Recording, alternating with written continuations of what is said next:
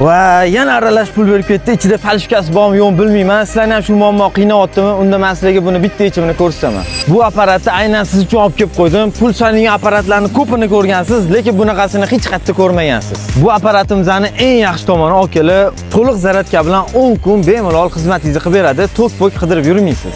Ko'rib turganingizda 20 xildan shu davlat pulini o'zi aralashini sanab, falishkasini tekshirib beradi. Har bitta pulni seriya raqamgacha ko'rsatib bera oladi. Xo'p, hozir aralash pullarimiz ichida ikkita qalbaki pul bor. O'shani tekshirishini ko'ramiz.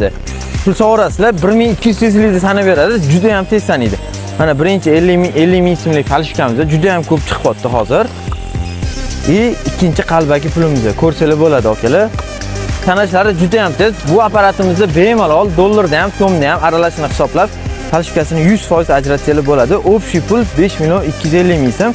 Bu apparatda nimadan nechta pul solganingizni ko'rmoqchi bo'lsangiz, ekrani sensor, shuni bosangiz o'zi ko'rsatib turadi. 50 mingtalikdan nechta solganingiz, 20 mingtalikdan nechta solganingiz. Sizga kimdir noto'g'ri pul beribsan desangiz, shunga kirib ko'rasiz bo'ladi.